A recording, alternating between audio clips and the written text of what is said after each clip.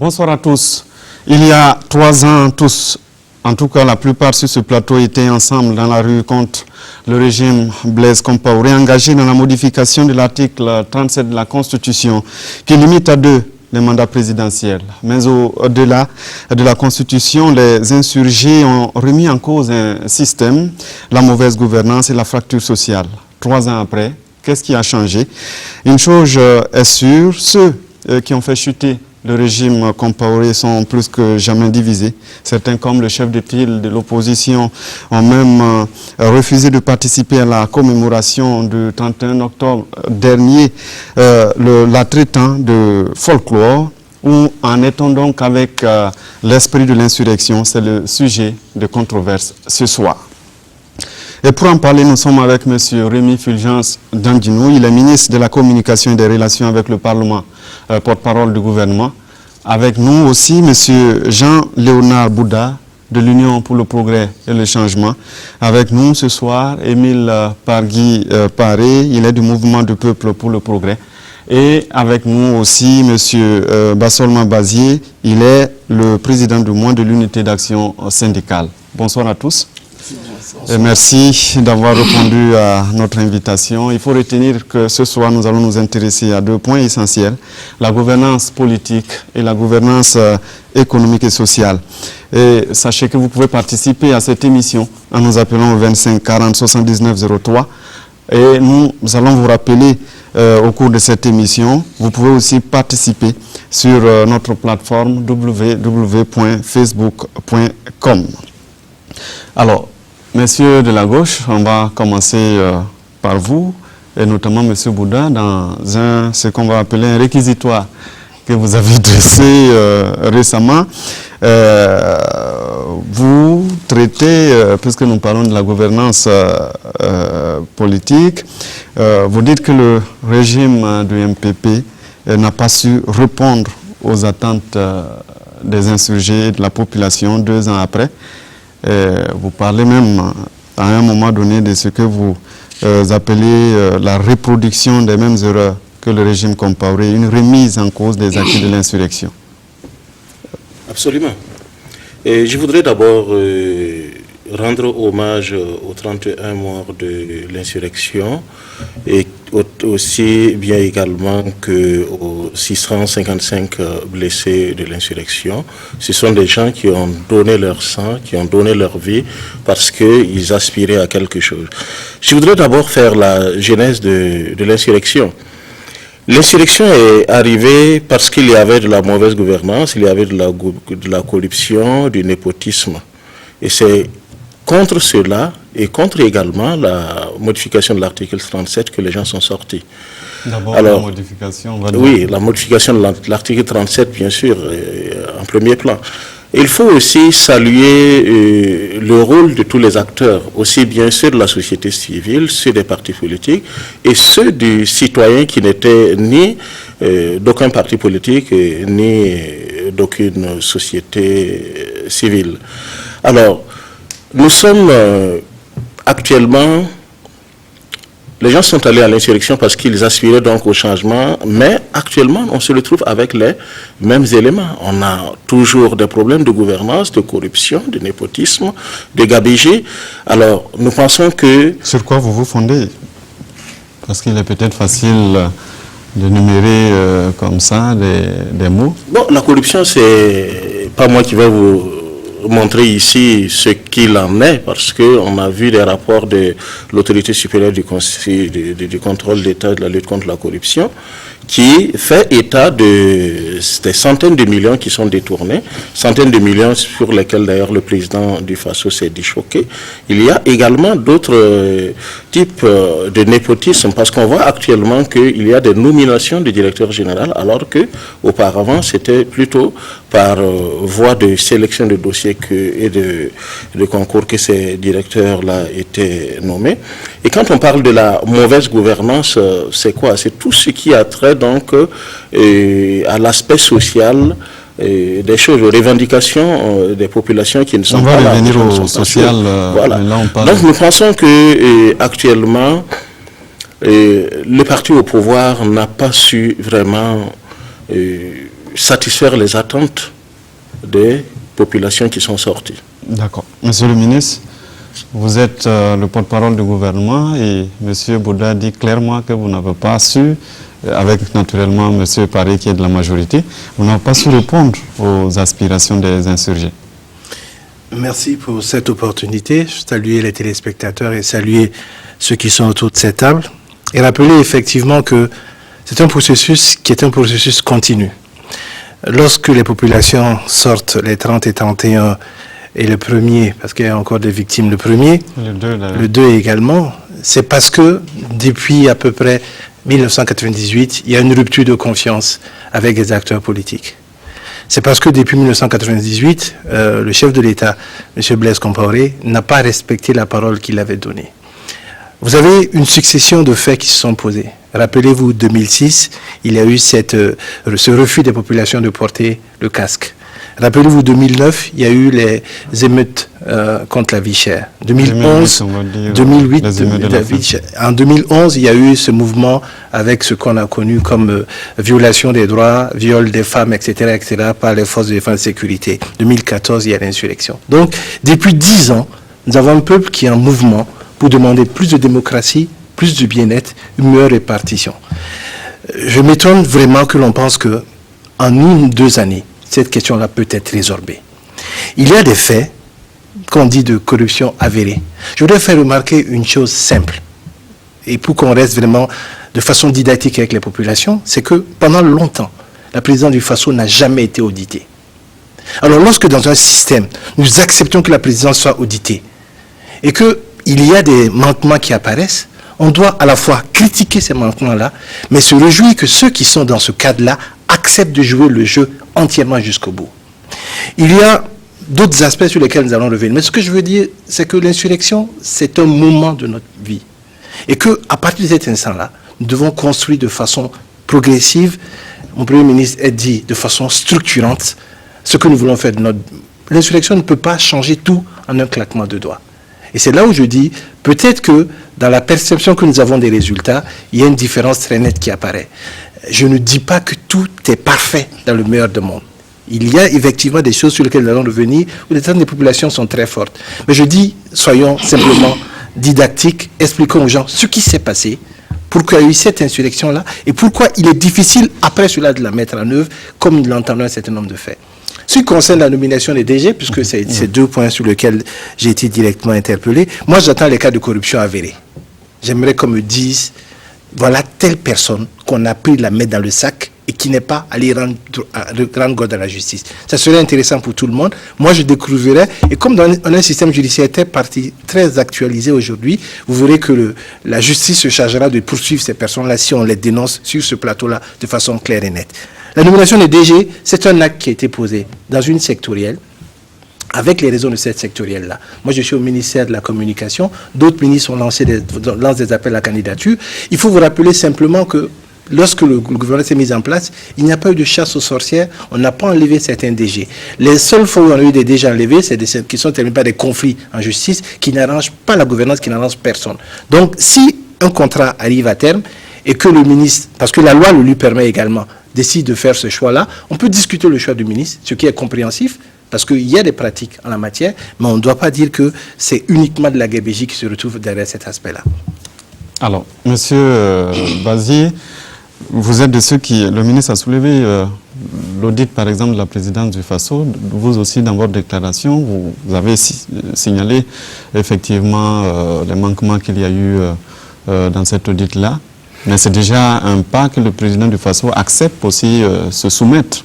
Oui, en entrée de jeu, permettez-moi, au nom de l'ensemble des secrétaires généraux, de m'incliner respectueusement devant la mémoire de tous ceux qui ont perdu la vie, non seulement dans le cadre de l'insurrection, dans le cadre de la résistance, mais aussi bien avant. Vous savez très bien que la Haute-Volta, actuelle Burkina Faso, les dévanciers sur les pieds desquels nous sommes, ont bâti avec courage, dignité et intégrité ce pays. Et je ne souhaite pas qu'on se limite aux dates qui sont très proches, de sorte à ce qu'on pose des actes et qu'on tienne des propos qui puissent guider les générations qui nous suivent et éventuellement les générations futures. Je le dis d'autant que... Mais là, on va oui, quand même justement, tout simplement pour dire que, en même temps qu'on salue l'esprit de tous ceux qui sont tombés pendant l'insurrection et la résistance, il faut aussi saluer le travail qui a été abattu par nos dévanciers.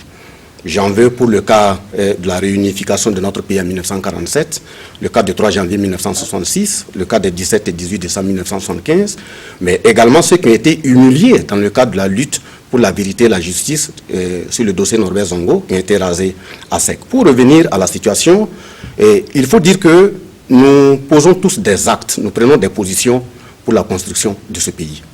Parce que, qu'on le veuille ou pas, nous sommes tous passagers. Et un pays, si on veut qu'il soit solidement construit et que les générations futures puissent trouver un mieux-être, il faut qu'on évite de se mentir. Il faut éviter la démagogie. Il faut être franc. Parce que c'est dans la vérité qu'on peut solidement construire. Et de ce point de vue, quand on tient ces propos ou qu'on met le doigt sur les plaies, ce n'est pas parce qu'on n'aime pas telle tête ou telle autre tête. C'est parce que tout simplement on veuille que le pays soit construit dans le sens de la vérité. En ce qui concerne l'esprit de l'insurrection, le mouvement syndical, à travers la déclaration de décembre 1990, sur l'avant-projet de la Constitution de 2 juin 1991, a clairement signifié que le mandat présidentiel à 7 ans était inutile. Il fallait le ramener 5 ans, renouvelable une seule fois. Et le même mouvement syndical, dans la même déclaration, au 3e point, a signifié que la seconde chambre était inutile pour notre pays au vu de l'état de l'économie. C'est ça qui a été appelé après Sénat. Ça veut dire depuis les années 1990, le mouvement syndical, à travers la lisibilité, la clairvoyance, a bien indiqué que si on n'a pas le courage de se dire la vérité, on va conduire le pays dans le gouffre. Et c'est ça qui est arrivé. Maintenant, en 2014, il ne faut pas résumer les préoccupations qui ont fait descendre les populations autour de ces 2 points seulement. Comme le voisin l'a dit, il y avait la question de la corruption, la question de la sauvegarde des libertés, la question de l'approfondissement de la démocratie et la lutte contre la vie chère.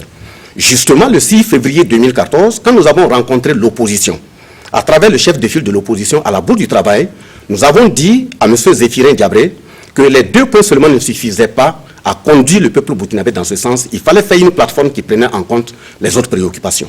Et si vous avez vu que le mouvement syndical n'a pas mené une action conjointe, directe, en termes de meeting avec l'opposition, c'est parce que sur ces points-là et la vision, on était plus ou moins opposés. Mais le mouvement syndical a pu faire ce qu'il devait faire jusqu'à l'aboutissement de l'insurrection. Maintenant, et quand nous disons qu'il y a des éléments sur lesquels... Vous êtes en train de dire que vous n'avez pas participé à l'insurrection. Nous avons fortement participé à l'insurrection. Il y a des dates précises que je peux vous donner, sur lesquelles, même en vous connectant... Notamment de cette déclaration de votre dévancier, Tolé Sagnon. Oui, tout à fait. La déclaration en juillet 2013, c'était tout simplement... Voilà pourquoi j'ai dit qu'il faut qu'on se dise la vérité. La déclaration de 2013 qui a été lue au nom de la CCVC était de dire au peuple burkinabé, tout en se lançant dans la conquête de... comment dirais-je, de la liberté, de l'intégrité, mais aussi du fait qu'il faut un changement au niveau du pouvoir. Il fallait que ce changement soit profond afin que ce ne soit pas un remplacement d'un Blaise Compaoré par un Compaoré Blaise. Voilà le propos et la quintessence de la déclaration.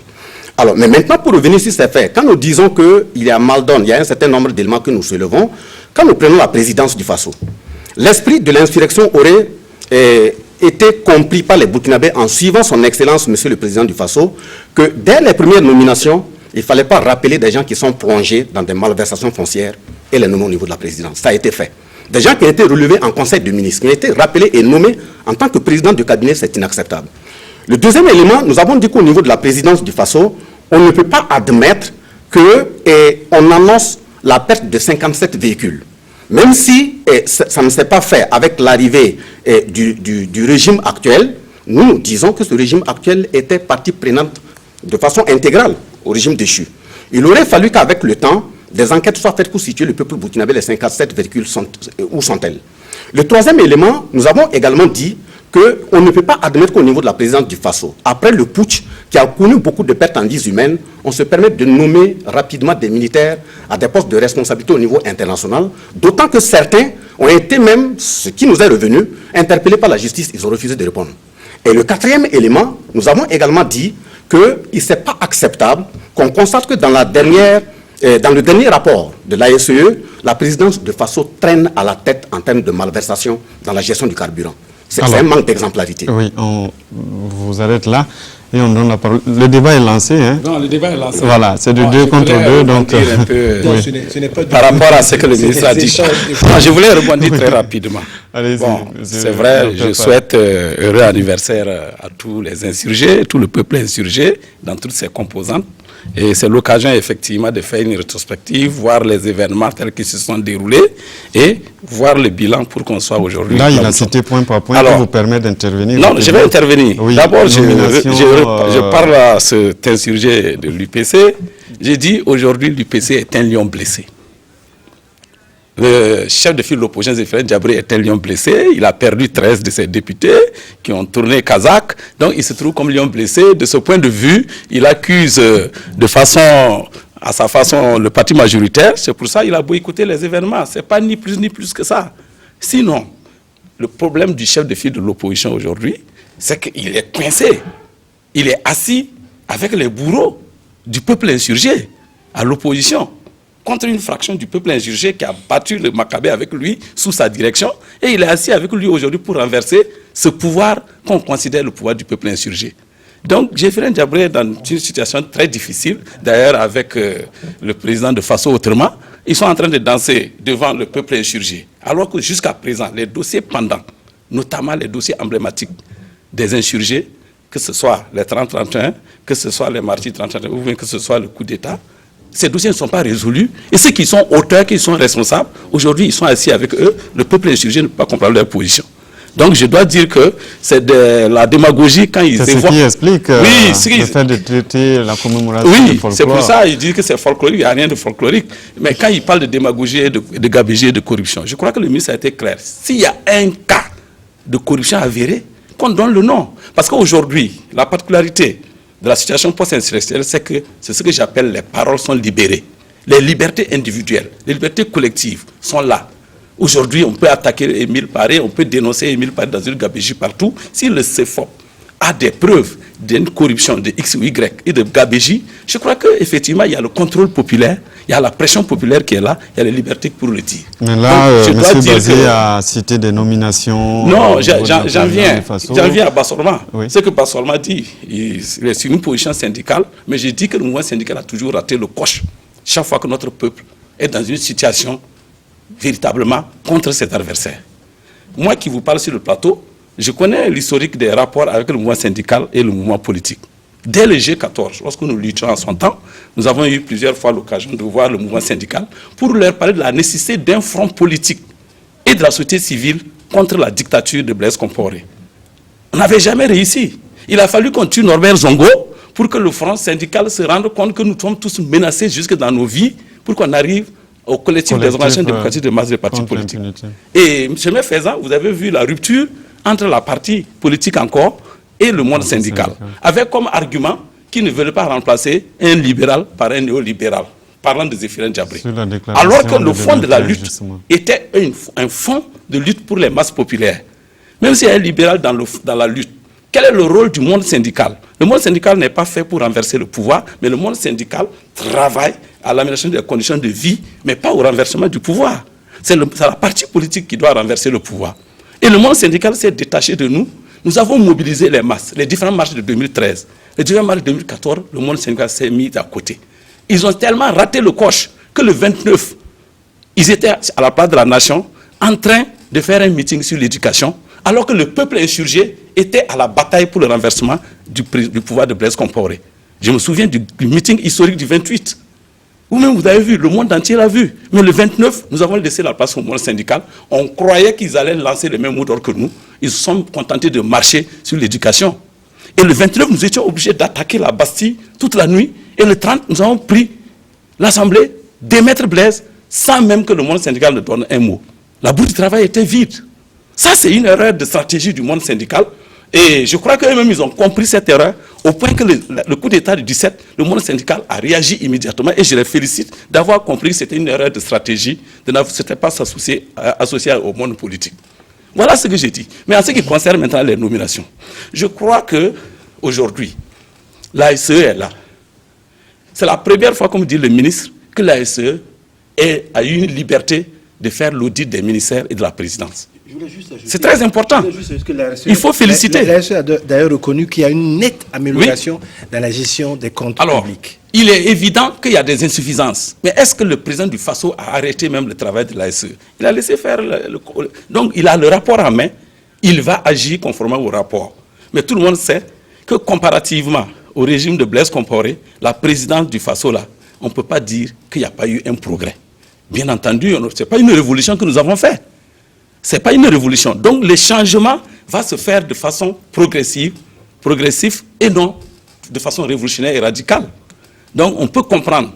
S'ils avaient fait une chasse aux sorcières, si le président du Faso, vous voyez, la présidence là, ce n'est pas des militants du MPP. Ça commence à tirer en longueur. Non, je vais terminer en disant que si le président du Faso avait été venu faire une chasse aux sorcières à la présidence, c'est vous qui allez dire encore qu'il est en train de politiser la présidence. Donc, voilà ce que je tenais à dire. Le ministre qui veut compléter avant qu'on vous donne je voudrais la parole pour que vous puissiez répondre. Que sur cette question-là, il y a quand même un fait. Comme M. Bassolma dit qu'on doit dire la vérité aux populations, c'est qu'il y a des actes qui sont posés au quotidien dans le cadre de l'amélioration de cette gestion. Et si l'on va jusqu'au bout du rapport de la RSE, on se rend compte que le professeur Ibilga dit bien qu'il y a une amélioration nette de la gestion. Après, il y a un certain nombre d'actes de manquement de la gestion qu'il a soulevé. Et comme le rapport de la RSE est assez clair, il y a des éléments de revendication, des recommandations qui sont posées, qui doivent être mises en œuvre par les différents acteurs. Si l'année prochaine, sur cette question-là, ça réapparaît, en ce moment, on peut dire qu'il y a un déficit au niveau des gestionnaires de cet espace-là sur ces questions-là. L'autre aspect sur lequel moi j'aimerais insister, c'est que si l'on veut faire grandir notre démocratie, évitons de rentrer dans des postures où on sera dans des situations de dire « nous on a fait ça, nous on n'a pas fait ça, nous on a fait ça, nous on n'a pas fait ça ». L'idée pour moi, c'est que nous devons être majoritairement dans le même sens.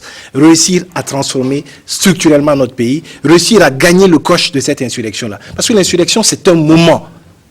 Et ensuite, il y a tout le processus qui est en cours. Mais lorsque, de par notre attitude, nous sommes dans le putsch permanent, en essayant de faire tomber ceux qui ont la chance. On a appelé l'insurrection permanente. Oui, mais non, je voudrais juste terminer. À l'époque, il y avait le président du groupe parlementaire UPC. Il a dit à une conférence de presse, on a fait sourire, qu'il est bien content qu'il n'ait pas eu la majorité parce qu'il sait comment ça va être difficile de gérer ce pays-là après l'insurrection. Tout le monde a conscience des enjeux qui sont en cours. Et tout le monde fait comme si on pouvait changer ça en un claquement de main, en disant des choses qui sont parfois à la limite de l'impossible. Donc je crois que l'idée pour moi, c'est fondamentalement ça. Alors, d'abord, monsieur Bouddha, vous êtes par rapport au propos du docteur Émile Paré. Ça m'étonne quand même que malgré son passage à l'Assemblée nationale, il ne soit pas encore au parfum des règles de fonctionnement du CEFOP. Vous savez bien que le CEFOP, c'est une structure à laquelle tous ceux qui ne sont pas de la majorité doivent se retrouver. Alors, je crois bien que peut-être que monsieur Émile Paré va à l'église ou au temple. J'espère bien que s'il voit des militants du CDP, il doit certainement rebourser chemin. Je pense que pour ce problème de l'insurrection-là, nous sommes posé la question à quoi servent ces cérémonies de hommage, ces tédéums, quand nous ne sommes même pas capables socialement d'assister les victimes. C'est vrai que pour pouvoir bien sûr donner des réparations, des indemnisations, il faut que la justice tranche.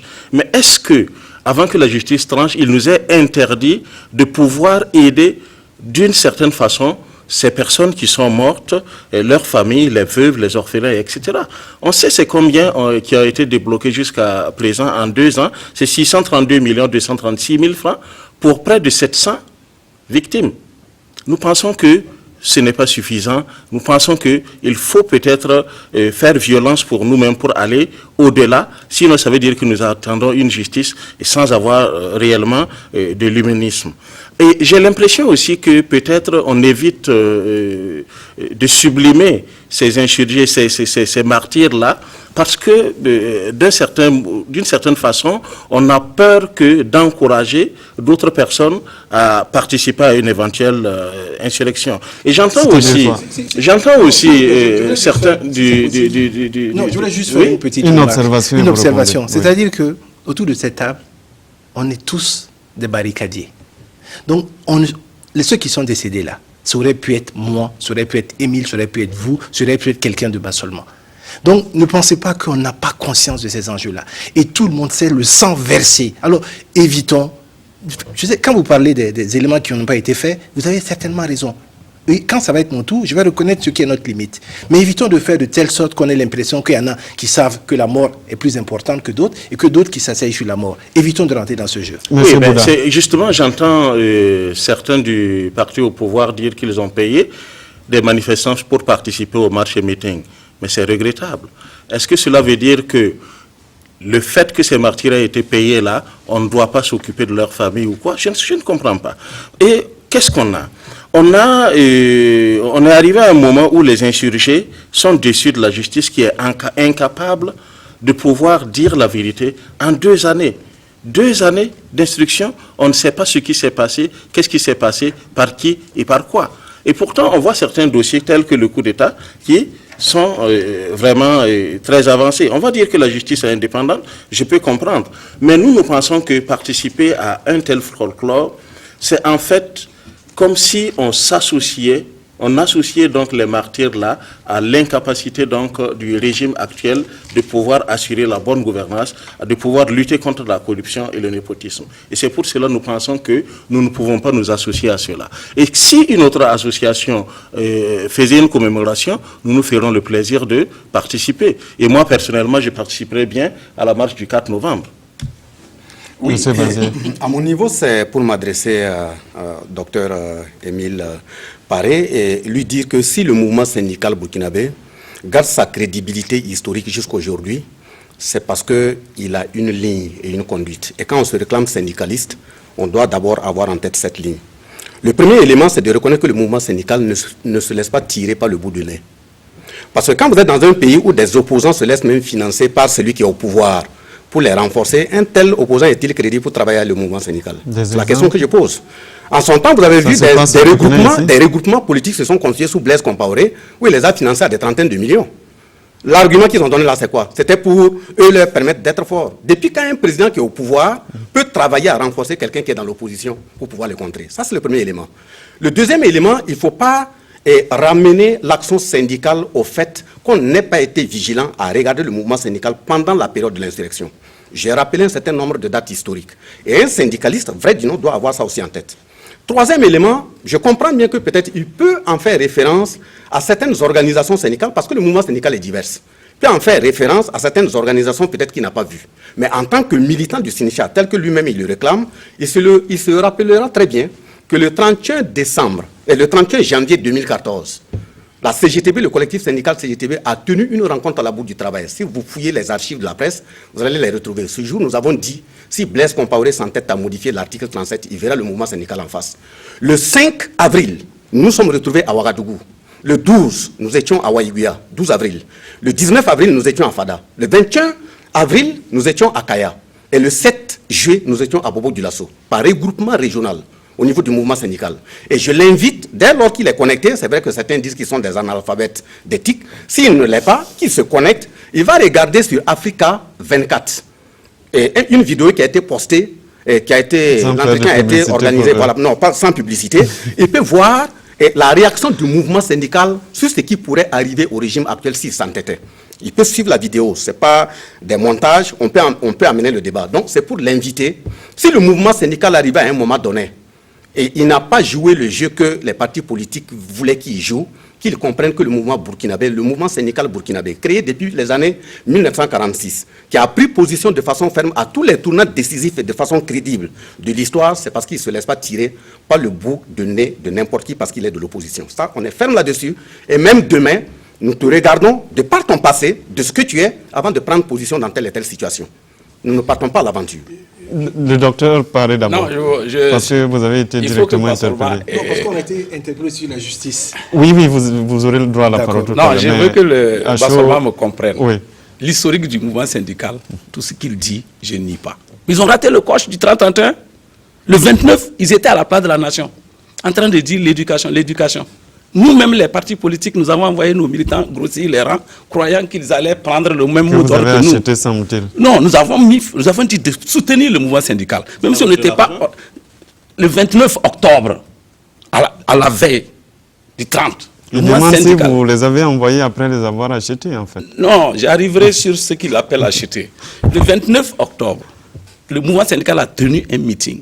Alors que nous venons de tenir le meeting du 28 octobre, très gigantesque, déjà, les gens de Bobo avaient déjà fait tomber l'effigie de Blaise. La question centrale qui était posée, ce n'était plus la modification de l'article 37, ce n'était plus la non-tenue du Sénat, c'était le changement. Et Zéphirin Diabré l'avait dit dans le meeting du 28 juillet 2014, que notre combat, ce n'est pas uniquement contre la mise en place du Sénat, ce n'est pas uniquement la mais c'est la lutte irréversible jusqu'au bout, jusqu'au changement. Ça est là, c'est dit. Le pays a donné son interview. Et le 28, Zéphirine Djeblé a dit, le 30, ça passe ou ça casse. Mais le mouvement syndical est resté dans des revendications corporatistes, éducatives, le 29, alors que la revendication devait passer à la lutte commune pour le départ. Il répond. Voilà. Donc, c'est pour ça que je... c'est pour ça que je lui dis, ça anime aussi le débat. De l'histoire du mouvement syndical, parce que moi-même, vous lui permettez de réagir à chaud et puis vous allez avoir l'intervention. Ce mot d'ordre n'est pas sorti. Non, voilà pourquoi j'invite justement Dr Émile Paré à maîtriser, puisqu'il se réclame syndicaliste, à maîtriser même l'organisation syndicale. Quand il dit le 29, la manifestation du 29 n'était pas syndicale. Ça a été organisé par la coalition nationale contre la vie chère. Oui. Et quand on est syndicaliste, on doit le savoir. Ce n'était pas seulement le mouvement syndical. Mais le mouvement syndical non, ce n'était pas seulement le mouvement syndical. Vous étiez là. Maintenant, on fait partie de la coalition nationale contre la vie chère. Vous allez poursuivre. Oui. Et l'autre élément que j'ajoute, je lui ai dit clairement, c'est par rapport à ces petits calculs politiciens-là qui ont fait que le mouvement syndical est très vigilant. Si on avait été suivi par les partis politiques depuis la déclaration du 30 décembre 1990, on n'allait pas être là. Le mouvement syndical a attiré l'attention de vers où on partait sur les deux éléments, c'était pas bon. Mais c'est par les calculs politiques et les ralliements de bord qui nous ont amenés à cela. D'accord, mais c'est parce que vous parlez de l'insurrection. Moi, je ne parle pas en arrière, sinon je reconnais la soutien. On va parler de la justice. Mais maintenant, ce que je veux dire, on dit que nous avons acheté des gens pour faire l'insurrection. Mais l'insurrection, qu'est-ce que le mot insurrection, pourquoi on n'a pas dit soulèvement populaire? L'insurrection a un sens scientifique. Elle s'organise. Nous étions face à un pouvoir dictatorial qui a sorti des chars, qui a sorti des gaz lacrymogènes, qui a tiré à balles réelles et à balles chaudes sur le peuple. Mais la défensive veut qu'on s'organise, et je dois dire que nous n'avons pas acheté un militant. Moi-même qui vous parle, dans cette salle, j'ai failli être abattu par un commando. J'ai des témoins. Le directeur de la télé est témoin. Le directeur, comment ça s'appelle? Le rédacteur en chef, il est témoin. Ils m'ont vu rentrer ici, les mains nues. Mais un commando est venu pour m'abattre. Pour prendre le pouvoir. Alors, donc c'est pour dire, c'était pour faire la déclaration de prise du pouvoir par les insurgés. Alors, et c'est sous le mot d'ordre de Zéphirin à l'époque. Il dit, ça passe ou ça casse. D'accord, on va évoluer parce que malheureusement nous sommes pris par le temps. Monsieur le ministre, vous avez été interpellé sur la justice. Parce qu'effectivement, ça fait 3 ans que des gens sont tombés et jusque-là, alors, on attend toujours. C'est une question qui est une question tellement sensible parce que les personnes attendent la réparation. Les personnes attendent la vérité. Les Burkinabés veulent savoir ce qui s'est passé exactement. Il y a un paradigme. C'est qu'en 2015, nous avons tous décidé que la justice, on va lui donner les moyens d'exister. Nous avons donc été à Ouaga 2000, nous avons adopté des textes, le CNT l'a mis en œuvre. Il faut dire qu'on a la possibilité de prendre des téléspectateurs. Oui. Il faut que je fasse la précision d'abord. Okay. C'est au bout d'1 heure d'émission, donc les 30 dernières minutes de l'émission, nous allons interagir avec les téléspectateurs. Ok, voilà. Donc on a eu ce forum-là. Le CNT a pris des lois, et puis quand le gouvernement Kaba est arrivé, nous avons donné aux magistrats les conditions nécessaires pour cette indépendance-là. Concernant ce qui est de l'insurrection, il faut savoir que ce n'est que lorsque le gouvernement Kaba a été mis en place que les moyens ont été donnés à la commission d'enquête pour entreprendre les enquêtes. Il faut dire aux gens ce qui s'est passé. En 2015, il n'y a rien eu comme enquête sur l'insurrection. Rien. Ce n'est qu'en 2016 que les enquêtes ont commencé. Il y a un rapport qui a été fait par la commission, qui a été remis au Premier ministre, qu'il a ventilé ensuite au ministre de la Justice, qu'il a transmis aux différents procureurs, et aujourd'hui le processus est engagé. Donc lorsqu'on passe le temps à ressasser aux gens, parce que les gens sont dans la peine, les gens attendent des éléments de justice, quand on passe le temps à dire que le gouvernement n'a rien fait, le gouvernement n'a rien fait, comment ça? En 2015, il n'y avait rien. Ce n'est qu'en 2016 qu'on a donné les moyens à cette commission d'exister. Alors, il faut aussi de temps en temps que, entre nous, lorsqu'on parle, pour éclairer les populations, qu'on essaie de rétablir les choses dans les faits. On peut ne pas être d'accord sur certaines procédures, on peut dire certaines choses, mais qu'on ne dise pas des contre-vérités. Ensuite, en ce qui concerne le coup d'État, vous voyez comment ça s'est passé. Les choses avancent de façon différente. Mais aujourd'hui, il y a quand même dans les différentes juridictions des actions qui sont engagées. La justice burkinabé, nous la voulons indépendante. Les textes ont été pris.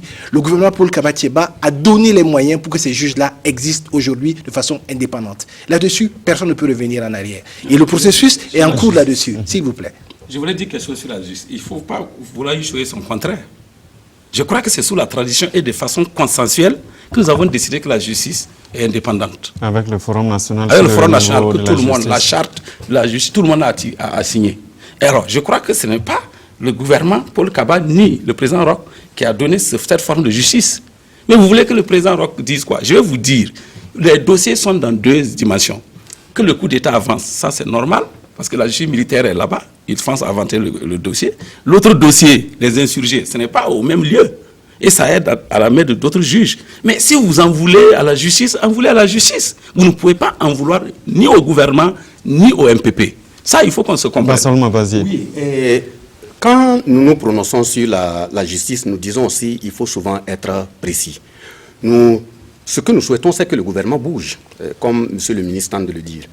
Mais c'est quand nous voyons, dans cette façon de bouger du gouvernement, un certain nombre d'actes qui sont posés, et en même temps, on crie sur tous les toits que la justice est indépendante. La seule question que moi je me pose, la falsification de la décision de justice à la Cour de cassation, permettant d'aboutir à l'annulation des mandats d'arrêt contre Guillaume Soro, ce n'était pas une décision politique? L'indépendance de la justice en ce moment, elle est où? Deuxième préoccupation que je soulève, et le chef de l'État doit être mieux placé que nous tous, à savoir que dans le cadre du coup d'État, des généraux ou des colonels doivent être impliqués d'une façon ou d'une autre. Qui les a nommés ambassadeurs? Troisième question que je pose, Zida, quand les éléments ont commencé à être réunis sur l'insurrection, quand on a estimé, même si sur les questions du crime de sang, il n'était pas impliqué, il y avait des voix qui se levaient pour dire qu'il y a des malversations financières, mais qui lui a permis de quitter le territoire. Et aujourd'hui, quand par exemple on dit qu'on va réunir des moyens pour permettre à des magistrats de se promener pour aller l'écouter, mais à la limite c'est incompréhensible dans un pays où on estime qu'il n'y a pas les moyens. Pour terminer sur la question de la justice, quand nous disons que ça ne va pas, on ne peut pas comprendre qu'au niveau de la justice, tous ceux-mêmes, on n'a pas dit de faire de la chasse aux sorcières, mais des gens qui ont eu le courage de signer non-lieu sur le dossier Norbert Zongo. Mais si on était habité véritablement par l'esprit de l'insurrection, c'est des gens qui devaient répondre. Autre chose sur non, j'en arrive, monsieur le ministre. Oui, l'autre élément, non, j'en arrive. Oui, je vais arriver. Mais de toute façon, qui devait faire quoi? Mais au moment où il signait le non-lieu, Roch-Marc Christian Kaboré était à l'Assemblée nationale. Salif Diallo était le ministre de l'Agriculture. Simon Compaoré, comment ils ne sont plus? Mais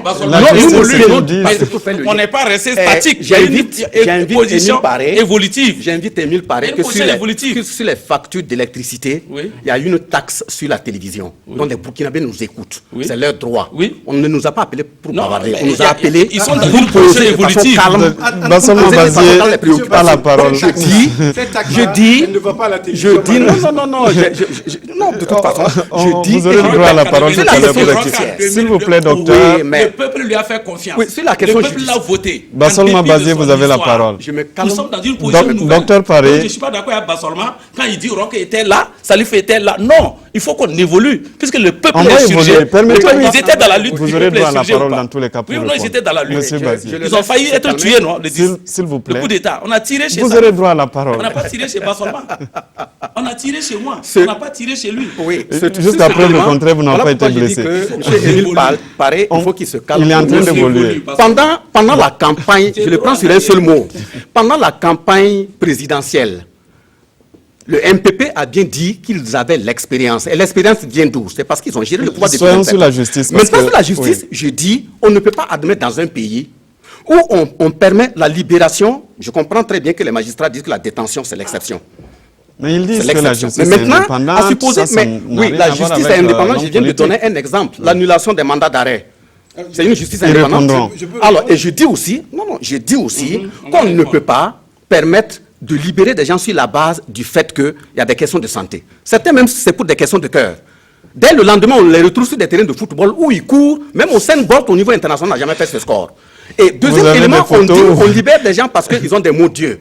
Le lendemain, ils se retrouvent à dédicacer des livres. Merci, le ministre, pour répondre. Non, moi, je pense que sur cette question, il y a un certain nombre de choses qui sont dites. La première chose sur laquelle moi je voudrais revenir, c'est que nous voulons une justice indépendante. Et sur ce fait-là, moi je crois que nous sommes en train d'y arriver. Après, cette justice-là, elle a ses turpitudes, elle a ses éléments, etc. Sur la question de la falsification, je pense que l'idée c'est quoi? C'est que nous avons mis des textes qui sont des textes qui donnent la possibilité à un juge d'être totalement indépendant. De quel droit un juge va répondre à une injection du ministre? À ce partir de ce moment, si le juge reprend l'injection du ministre, le Conseil supérieur de la magistrature, tout ce qui est là, prendra les actions qui sont en cadre. Moi, je crois que nous devons accepter d'utiliser notre droit à fond. À partir de ce moment-là, moi, je fais confiance à la procédure. Je dis que s'il y a des actes qui sont posés, qui sont des actes répréhensibles, les personnes devront en rendre compte. Ça, c'est obligatoire. Après, il ne faut pas vouloir que la justice fasse le travail du gouvernement. Le gouvernement ne veut pas que la justice fasse son travail. Donc, que la justice fasse son travail et le gouvernement fasse son travail, tout sera bien gardé à ce niveau-là.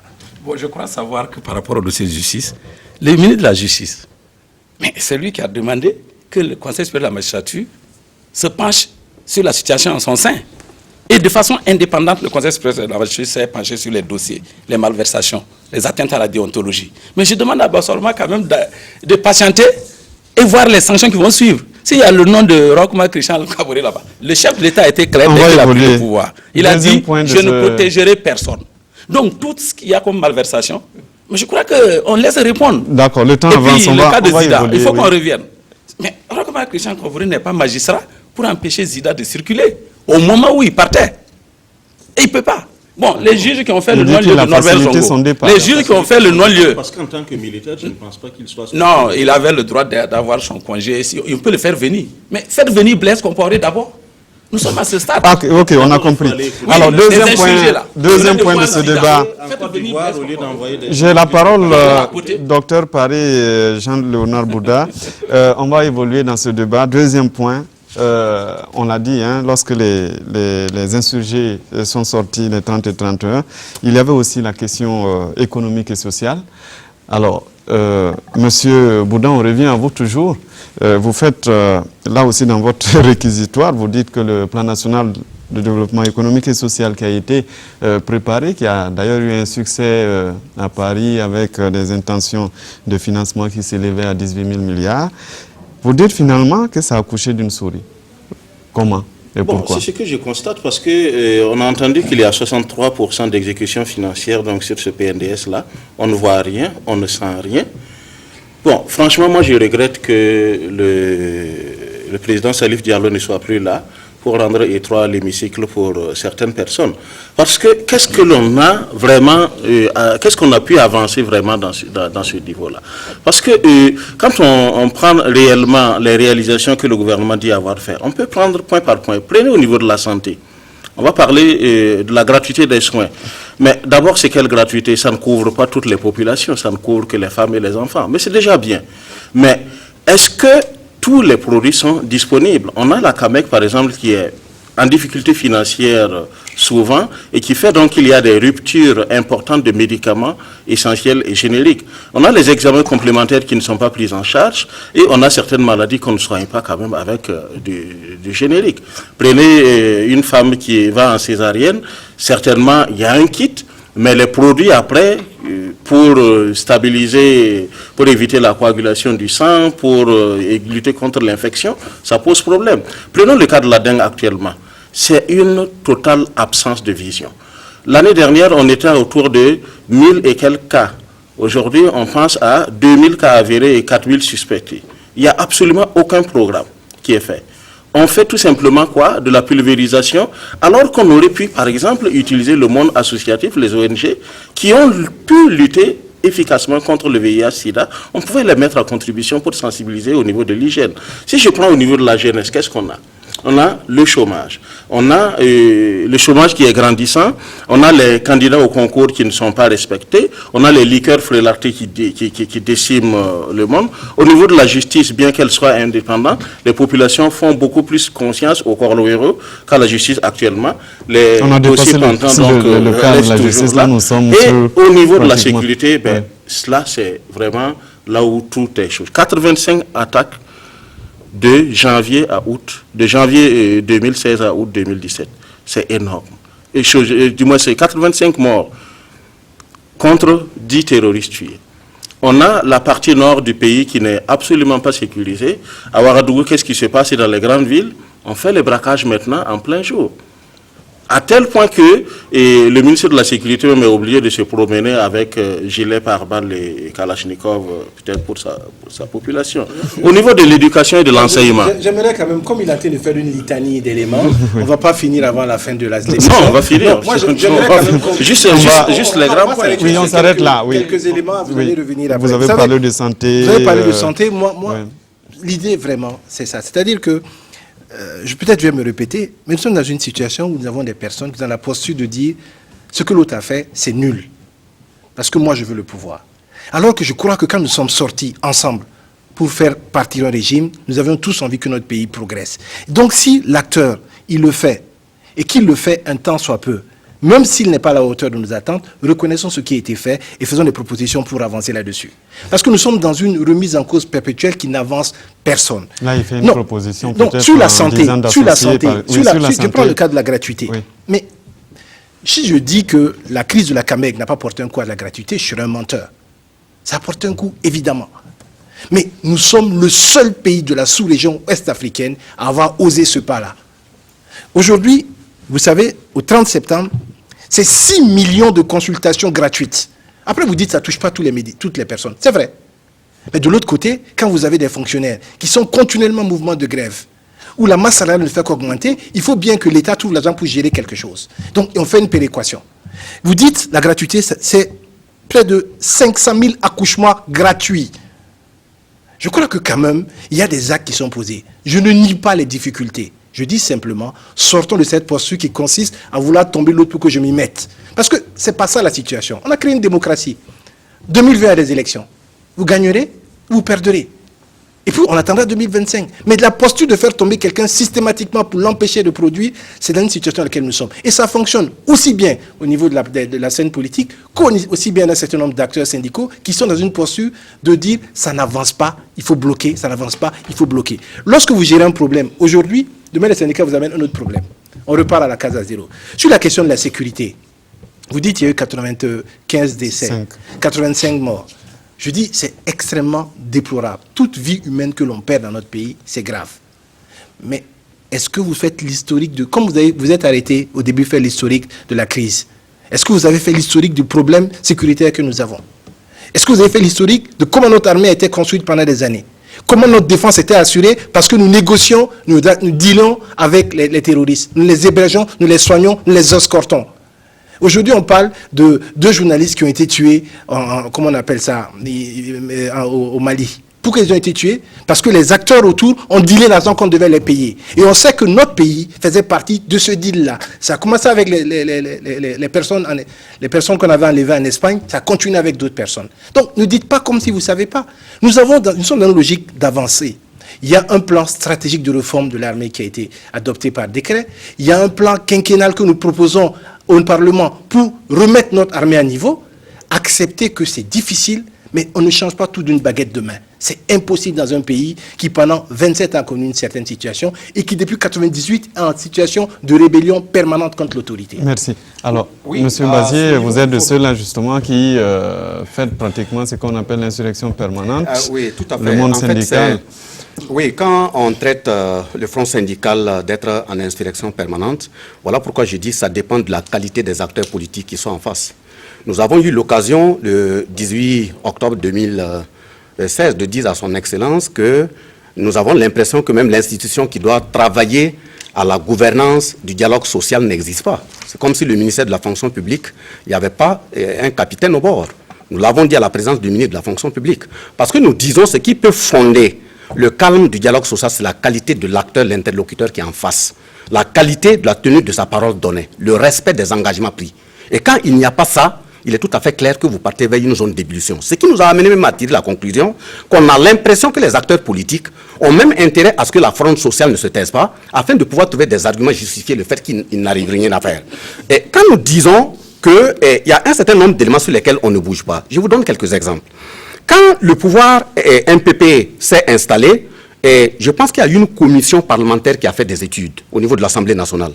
Et ces éléments ont montré qu'au niveau des grandes entreprises, il y avait un manque à gagner de 112 milliards 785 millions. Quand nous prenons par exemple la Direction générale des douanes, c'était 29 milliards 218 millions. Quand nous prenons les anciens ministres, les anciens gouverneurs, les anciens présidents d'institutions, ça remontait à 49 milliards 36 millions. Quand nous prenons le trésor public, les chèques impayés, ça remontait à 29 milliards 876 millions. Aujourd'hui, est-ce que le gouvernement, un jour, a fait une conférence de presse pour dire qu'est-ce qui a été recouvré? Donc, ça fait que quand on nous dit qu'il n'y a pas les moyens, nous ne pouvons pas rester sur cette base. D'autant que, ce qui est plus révoltant, vous avez vu que Mme Zourata Nana, avec son bébé, sont tombés en couche le 17 mars 2016 parce que la table-là s'est fragilisée sur son poids. Je prends un deuxième exemple où le 8 juillet 2016 également, il y a eu dans le même hôpital un bébé qui est décédé par manque de couveuse. Dans la zone de Kouka, le 18 avril 2016, l'enfant Mamadou Soumaïla à Mangorotou, il est décédé parce que les parents n'ont pas pu payer une cotisation de parents d'élèves à 2750 francs. Mais dans un autre pays ou même en brousse, quand il y a un feu de brousse, des ministres démissionnent. Comment on peut comprendre que dans un gouvernement, il y a de telles situations, les gens restent agrippés. Et quand on veut leur demander, non, ce n'est pas moi qui me suis nommé, il faut se référer à celui qui m'a nommé. Et pour terminer, la question de l'insécurité. Le mouvement syndical a dit depuis les années 80, il faut éviter de faire du Burkina 2 zones. Vous allez suivre à un moment donné, quand on veut affecter un fonctionnaire par punition, on vous dit si vous faites, on va vous affecter dans le Sahel. Si vous faites, on va vous affecter à Douri. Si vous faites, on va vous affecter derrière Waïguya. Mais aujourd'hui, c'est une zone où on est obligé de mobiliser des milliards pour aller faire ça. Et nous avons dit aussi, pour terminer, le dernier exemple, la question de l'insécurité, c'est sur la base du contenu de nos textes. Nos textes sont mauvais. Quand vous prenez, il y a un code de travail, la loi 028, dans lequel on renouvelle le contrat à durée déterminée d'un travailleur une fois. Mais vous êtes en train de le clochardiser. Quand vous dites à un travailleur abusivement licencié, il va en justice, il a raison. Vous plafonnez ces dommages et intérêts à 18 mois. Vous le clochardisez. Il y a un certain nombre d'exemples qu'on a pris ici. Le personnel des ex-garderies populaires qui ont servi depuis sous la Révolution. Tous ces gens n'ont pas de carrière, ils sont dans la vie. Voilà le front social, tout ça qui fait que ça y est en évolution. Donc il faut le dialogue social, il faut la crédibilité de l'acteur qui est en face, il faut qu'on s'assume. Et il ne faut pas ramener la vie du Burkina à notre vie qui est passagère. Il faut qu'on songe à construire. Et ça, c'est très important parce que nous, on songe à construire. Et c'est pour ça que je suis souvent surpris qu'on ramène tout à des questions de l'instant T. Mais là, il parle de la qualité de l'interlocuteur qui est en face.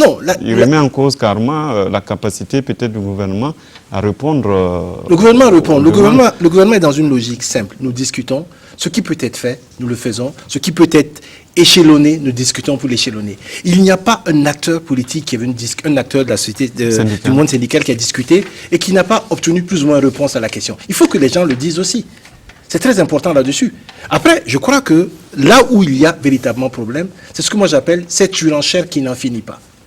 Vous savez, on vous demande de construire immédiatement et maintenant des bâtiments pour telle ou telle catégorie de personnes. On vous demande de passer immédiatement à tel ou tel niveau d'investissement. Mais on va trouver cet argent où? En ce qui concerne les éléments dont il a fait cas, je fais remarquer que... Les recouvrements, souvent, vous savez, des pistes pour recouvrer. Je suis tellement à l'aise parce que pendant une vingtaine d'années, j'ai passé mon temps à dire que ces gens-là n'ont pas payé, ils doivent payer, etc. Et quand vous regardez, souvent on propose des textes qui sont des rappels, qui sont des vieux rappels, qui font que des personnes parfois sont touchées dans le discrédit alors qu'elles ont entrepris de régler un certain nombre de conditions. On parlait tout à l'heure de la justice. Mais quand vous touchez des ministres, il y a une juridiction spéciale qui doit s'occuper de ces questions-là. Ce n'est pas à la juridiction habituelle de la mettre en œuvre. Donc je pense que ce que nous devons accepter de faire ce basculement-là pour éviter d'aller dans cette situation. Juste une question sur la santé. Monsieur Bassolma a fait cas d'un certain nombre d'actes qui ont été posés. Je pense que je ne vais pas revenir là-dessus. Mais quand vous suivez nos 2 derniers conseils de ministres, en ce qui concerne l'hôpital, nous avons quasiment entrepris l'acquisition du matériel, la remise à niveau de l'électrification. Il y a quand même des actes qui sont posés chaque jour, quotidiennement dans cette situation. Ils peuvent ne pas être à l'instant T satisfaisants, mais ils sont déployés sur la durée et il est important que les gens les prennent en compte.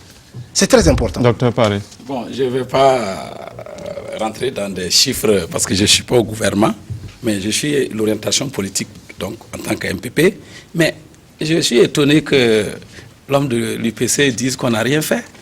En tout cas, les mesures sociales, la gratuité de la... Attendez, non, je dis le gouvernement a des insuffisances. Ça, je ne le nie pas. Il ne faut pas dire que tout est beau. Ça, même dans notre parti, on le dit à nos ministres pour qu'ils améliorent. Mais je dois dire, la mesure de gratuité de 0 à 5 ans et de la pharmacie. Mais vous ne pouvez pas jeter le bébé avec l'eau sale. La mesure, oui ou non, est populaire. Oui ou non, c'est l'attente de nos populations. Si on dit oui, la mise en œuvre connaît des difficultés, on nous dit de retourner dessus. Non. Vous avez suivi le dernier conseil des ministres, le volet de la santé. Tous les CMA sont en train d'être régularisés en 5 mois. Tous les CMA, même CMA de chez toi. Chez moi, à Thomas, en tout cas, on est en train de régulariser. À Réo, chez Bassolma, tous les CMA sont en train d'être régularisés en 5 ans. Donc les infrastructures, j'arrive, les infrastructures, l'assurance maladie aussi, on a pris aussi une décision. Ensuite, nous allons régulariser tous les CHR. Bientôt, on va ouvrir les CHR de Zignaré, on va ouvrir les CHR de Manga.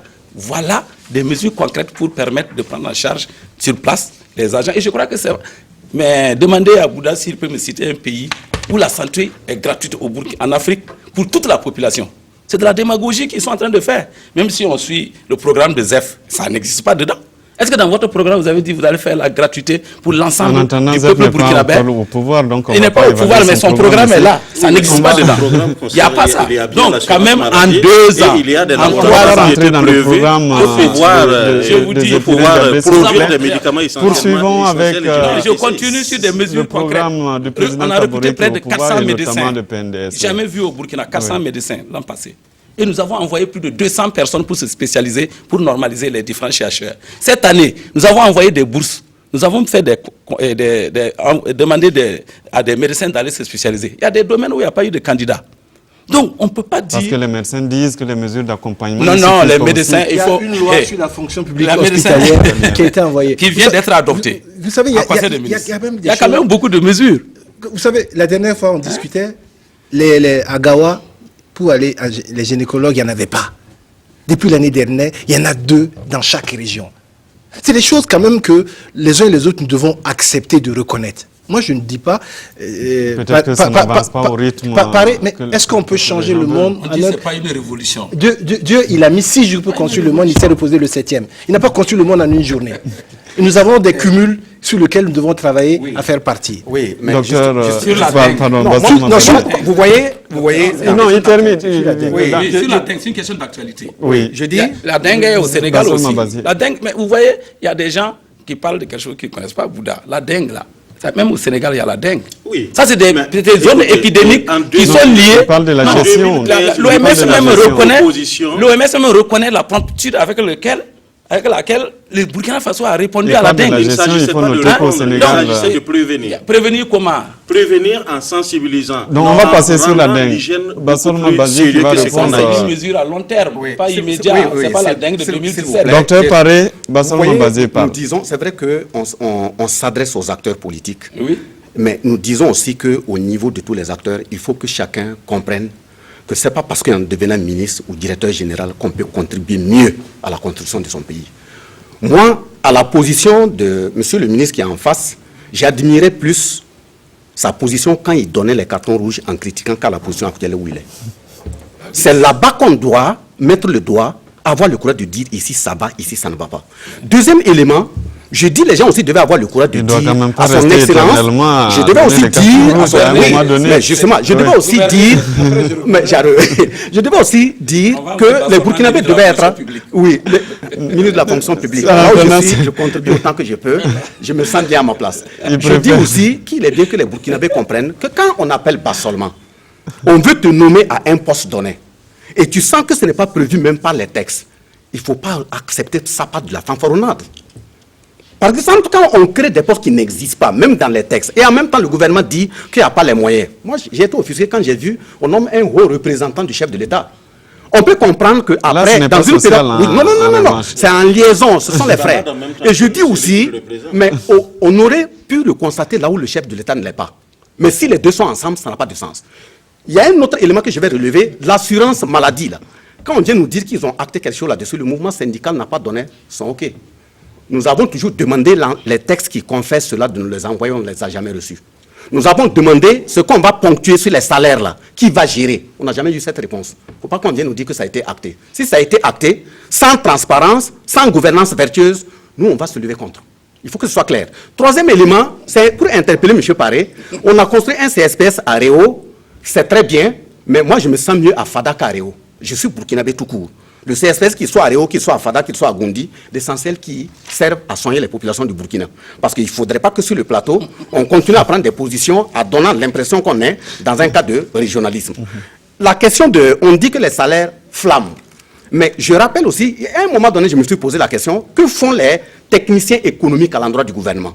Quand un gouvernement se plaît à dire qu'eux, ils tentent d'éponger la dette interne. Mais dans la dette interne, là, il y a 4 composantes.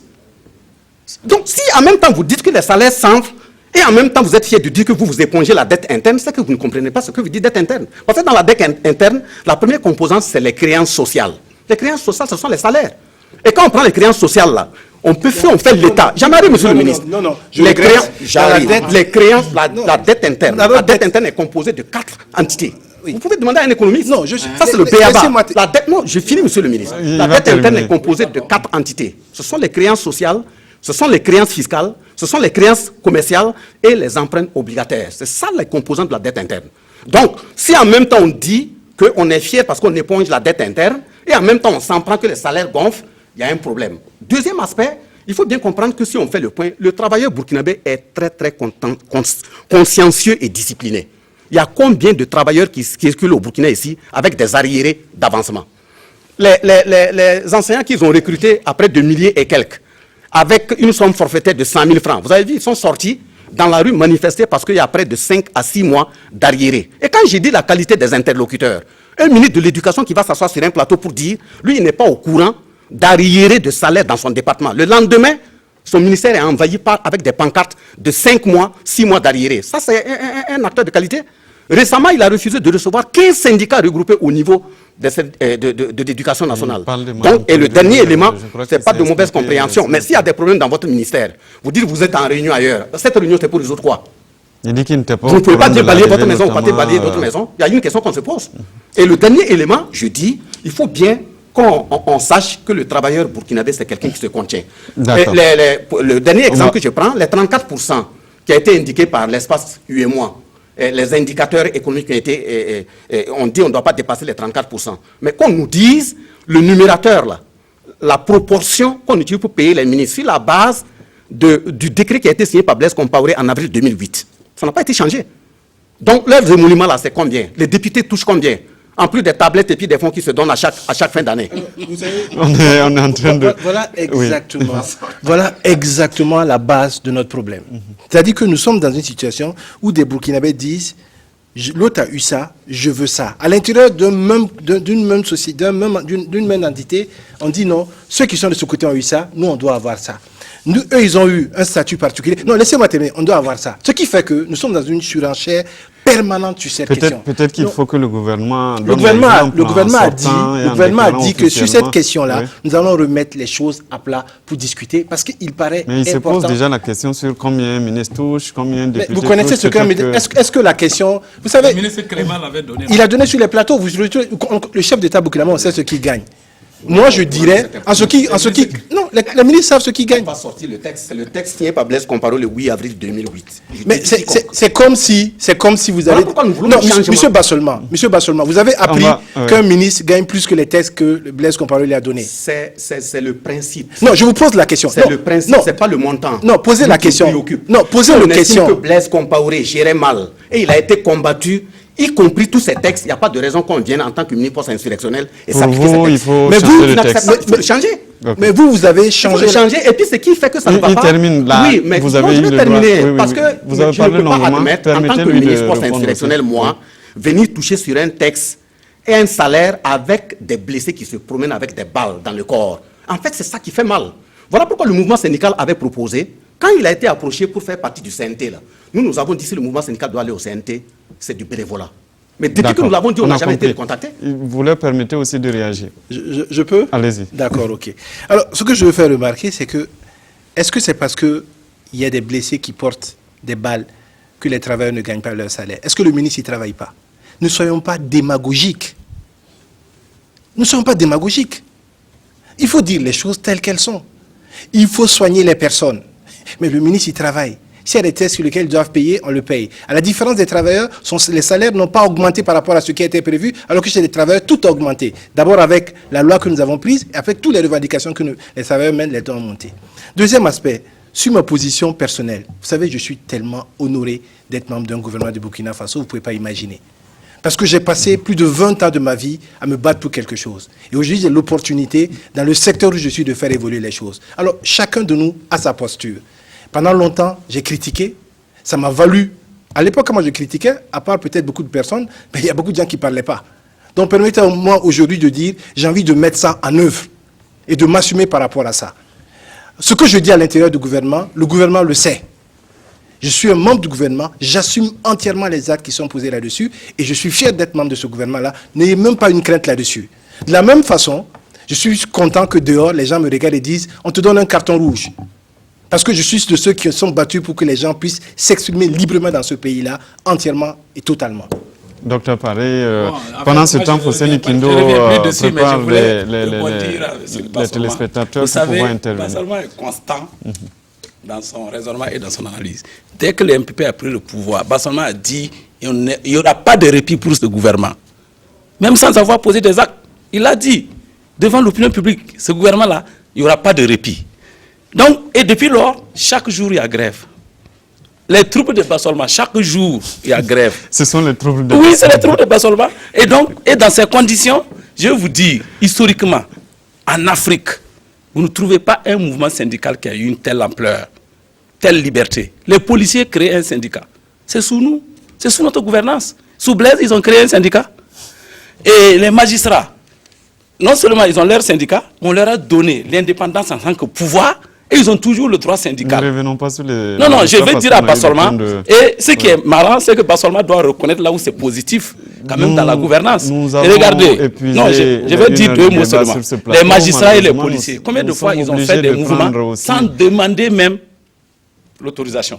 C'est une émission interactive. Je trouve que Bassalma quand même doit reconnaître qu'il y a une évolution positive. Nous allons passer aux téléspectateurs. Pendant que Fosseni Kindo rappelle donc les téléspectateurs qui nous appellent au téléphone, il y a une question de Souleymane Ilboudo qui a posté sur Facebook. Moi, je trouve qu'il est temps que chacun de nous arrête d'abuser de la naïveté de l'autre. Est-ce qu'en 2 ans, on peut régler les erreurs de 25 ans passés? Peut-être la question s'adresse à vous, monsieur. 2 ans, pour des gens qui se sont vantés d'avoir une telle expérience, c'est au mot qu'on leur prend. Durant la campagne, ils ont dit qu'en 2 temps, 3 mouvements, on allait réellement ressentir le paradis chez nous. Mais on constate qu'il n'y a que des échecs dans tout ce qu'ils entreprennent. Je m'en voudrais de ne pas rappeler le cas du Continuum qui est absolument un échec horrible. On se retrouve avec des classes qui sont créées et il n'y a pas d'enseignants. Les responsables de ces établissements sont laissés à eux-mêmes. Je prends pour exemple le collège Borin, c'est à Ouagadougou, chacun peut le vérifier, où l'année scolaire passée, les frais de vacation n'ont été payés jusqu'à présent que de 40%. C'est inadmissible. Parce qu'on ne peut pas permettre à des gens de travailler comme ça, d'enseigner nos enfants et de ne pas être payés. Alors, fabriquer un enseignant en un jour. Moi, ce que j'aime... Au moins que ceux qui sont... Et pourquoi... Oui, mais pourquoi est-ce qu'on ne peut pas payer ceux qui ont pu quand même disposer leur savoir, donner leur savoir aux enfants? C'est malhonnête. Oui. Moi, je suis membre du gouvernement, porte-parole du gouvernement. Donc là, on dit un certain nombre de choses. Sur les chiffres, j'aimerais qu'on précise. Vous dites... le continuum. Mais non, le continuum, on l'a découvert, tout le monde est d'accord, on a tenté de le mettre en œuvre. Je voulais simplement vous dire le nombre de classes qui ont été construites en 2016 et 2017. Le nombre de CG, le nombre d'éléments normalisés. Aujourd'hui, il y a à peu près 102 classes qui ont été construites pour normaliser les écoles à 3 classes. En ce qui concerne ce qu'on appelle les écoles sous paillotte, nous sommes à 480 salles construites. Nonobstant, un paramètre important, c'est que nous sommes arrivés avec des attentats à répétition, une question sécuritaire délitaire. Nous avons un conflit social, une tension sociale permanente. Il n'y a pas un mois où il n'y a pas grève. Aujourd'hui, dans mon bureau, j'ai reçu une note qui me dit que les inspecteurs du travail vont aller à 72 heures en grève le mois prochain. Et 120 heures, 3 fois, 2 fois en novembre, 1 fois en décembre. Mais vous voulez qu'on construise quoi dans cette situation permanente délétère? Et les revendications, c'est quoi? C'est le statut particulier, c'est les conditions de travail, c'est les choses qu'on peut discuter sans pour autant aller à la grève. Est-ce qu'on ne peut pas résoudre ces questions-là sans aller à la grève? Admettez quand même que l'effort qui est fait est en partie gâché ou amoindri par le contexte dans lequel nous sommes. Contexte sécuritaire on a compris, régional, mais contexte également de ce que j'appelle véritablement des acteurs qui disent qu'il faut que le gouvernement tombe coûte que coûte. Merci, monsieur le ministre. Après, on va vous donner la parole sur le plateau, mais on va prendre notre premier téléspectateur qui est au bout du fil, monsieur Romain Compaoré de Ouagadougou. Bonsoir. Oui, bonsoir. Votre question, s'il vous plaît. Oui, ma question s'adresse au MPP. Allez-y. Oui, c'était de savoir, est-ce qu'au moment de la conquête du pouvoir, le MPP avait connaissance des aspirations du peuple? Parce qu'en les écoutant, c'est comme si c'est quelque chose qu'ils ignoraient au moment de la conquête du pouvoir. Alors, une fois accédé au pouvoir, quand même, c'est des aspirations qu'ils ne doivent pas faire semblant d'oublier. Ils connaissaient bien ces aspirations du peuple-là, après l'insurrection. Merci à vous, monsieur Compaoré. Alors, Émile Parguy-Paré, vous êtes du MPP. Est-ce que vous n'aviez pas conscience des aspirations du peuple avant de venir au pouvoir? Non, mais je crois qu'on n'est pas venu au pouvoir sans un programme. Le président Roch Kaboré a fait son programme, bâtir avec le peuple un Burkina Faso de démocratie, de justice, de progrès économique et social. Mais le contenu du programme est clair dans les divers domaines. C'est ce programme que nous sommes en train de dérouler. C'est un programme sur 5 ans. Et chaque volet, nous sommes en train d'évaluer. Je vous dis, nous avons un comité d'évaluation du programme du candidat Roch chaque année. Le 29 novembre, ça fera les 2 ans, nous avons une évaluation. Et là où il y a des insuffisances, je vous assure que nous allons corriger. Donc, nous n'avons pas pris le pouvoir, on n'est pas surpris par la prise du pouvoir. Mais quand nous disons que nous sommes composés de gens qui ont l'expérience de la gestion du pouvoir d'État, on ne peut pas mentir. Le président Roch, il a toute une expérience de la gestion du pouvoir d'État. Il a passé par tous les postes de la gestion du pouvoir d'État. Et le peuple l'a voté. Un coup KO. Ou bien 53%. Un coup KO. Premier tour. Et personne n'a contesté. Donc nous sommes tous autour de notre programme. Donc je pense que peut-être... Si c'est une belle je pense... Non, ce que je voulais dire en bémol, c'est que je comprends les attentes du peuple. C'est pour ça notre rentrée politique tout de suite, vous l'avez vu, nous l'avons intitulé les MPP face aux défis de la sécurité, de la restauration de l'autorité de l'État. Vous reconnaissez bien qu'il y a trop d'incivisme et de la forte demande sociale des travailleurs, des Burkinabés. Ça veut dire que nous sommes conscients que les attentes sont toujours là, exprimées, on n'a pas encore tout résolu et qu'il nous faut corriger, aller à une vitesse grand V, comme le président Roch l'avait dit.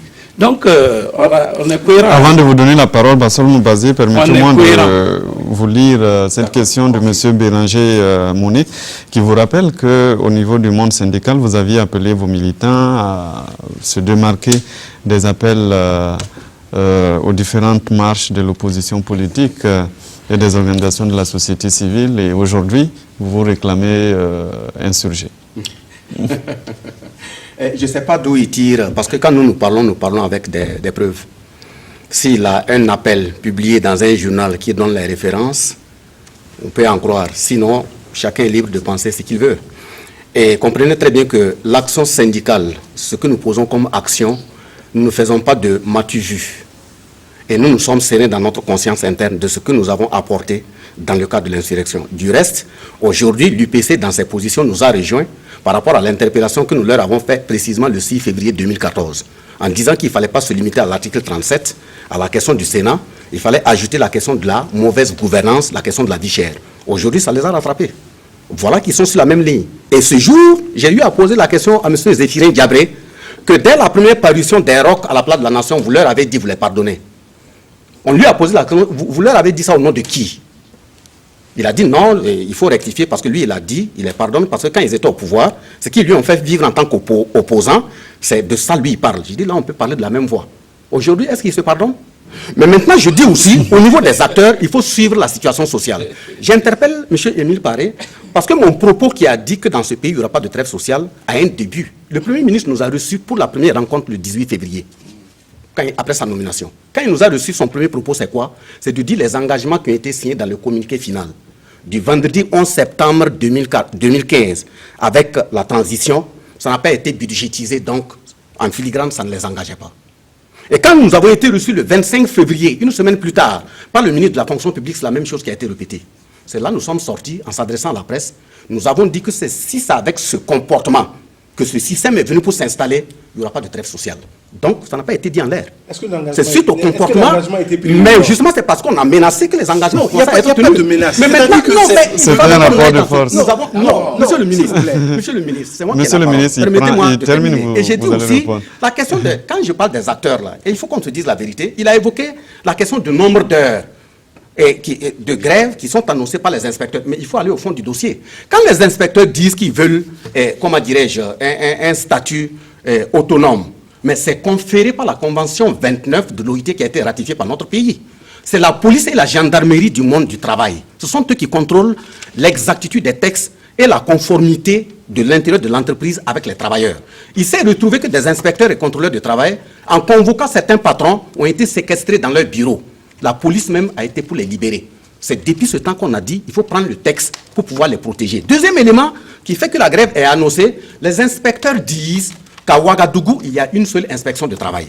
Et quand vous remarquez quelqu'un qui va quitter Tanguin d'Assouri, qui va quitter de l'autre sortie de Zignaré, pour venir parce qu'il a un problème avec son patron, s'il est licencié, il n'y a pas de carburant. Les inspecteurs demandent à ce qu'on délocalise l'inspection de travail pour qu'elle puisse être proche des usagers afin de ne pas fatiguer davantage les travailleurs. Il y a beaucoup qui sont licenciés. Par manque de carburant, ils n'arrivent pas à se déplacer. Et finalement, ils se retrouvent dans la... Et c'est tout ça là qui contribue à l'insécurité. Alors, moi, sur ces questions, vous savez, j'ai la chance de participer au gouvernement. Et comme je dis à Bassolma, c'est vraiment un honneur pour moi parce que quand on a été comme moi engagé, on a envie à un moment donné de participer à la réalisation de quelque chose. Et sur ces questions-là, moi, je me pose des questions pratiques. Est-ce qu'on va bloquer pendant 2 mois l'inspection du travail sur des questions de bâtiments, sur des questions sur lesquelles on peut discuter? Parce que la question, ce n'est pas dire les revendications ne sont pas à propos. La question, c'est ce qu'il a dit. C'est est-ce qu'on pense qu'on fait peur aux autres? Aujourd'hui, chacun utilise l'élément qu'il pense qui peut mettre le couteau sur la gorge du gouvernement. On ne soigne pas, on ne collecte pas l'impôt. Pire, on refuse d'assurer la sécurité. Moi, j'ai fait Bobo, Ouaga, vendredi. Ouaga, Bobo, vendredi. Et dimanche, Bobo, Ouaga. Le samedi, Bobo, Ouaga. Dimanche, j'ai fait Ouaga, Tenkodogo. Sur tout ce trajet-là, je vous jure que je n'ai vu un seul poste de police. Il y a un problème quand même d'engagement. Est-ce que la lutte nécessite qu'on mette notre pays au sol à ce point? Ou est-ce qu'on est capable de se dire, il y a des choses que nous voulons obtenir, mais il y a quelque chose qui va au-delà. C'est la persistance de la démocratie pour laquelle nous nous sommes battus, pour laquelle des Burkinabés sont morts.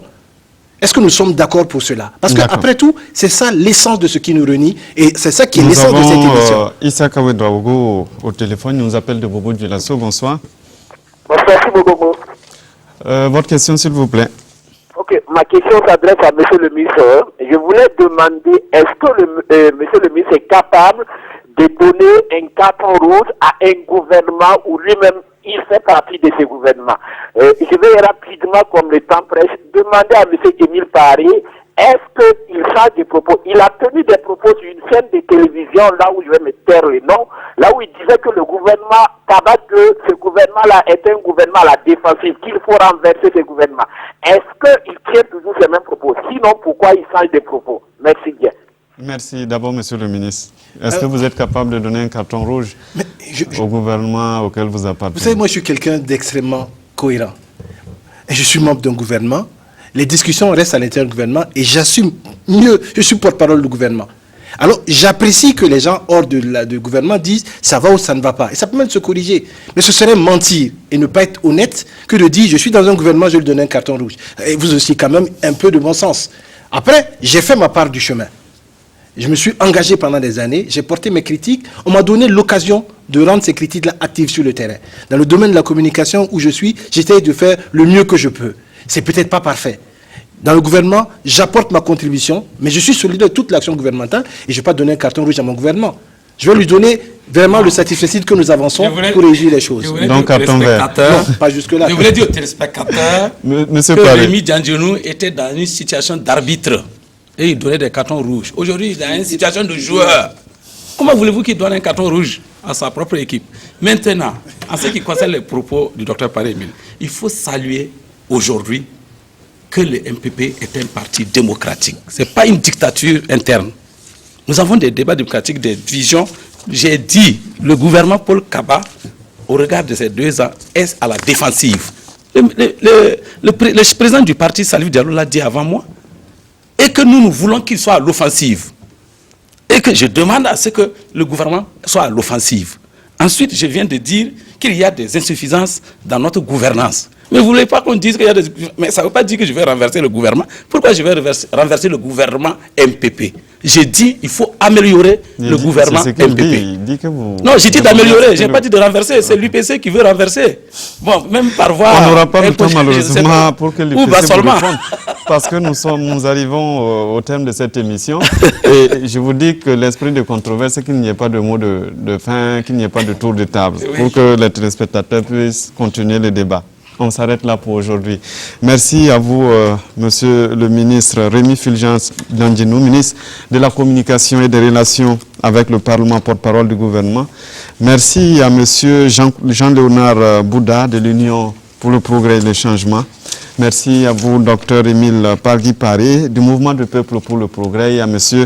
Bassolma Bazier de l'Unité d'Action Syndicale. Merci à tous de nous avoir suivis, à toute l'équipe technique, à Fousseni Kindo et à l'équipe éditoriale qui nous a aidés à préparer cette émission. Bonne suite de programme sur la RTB. N'oubliez pas le journal. Tout à l'heure, c'est avec Christine Koulibaly.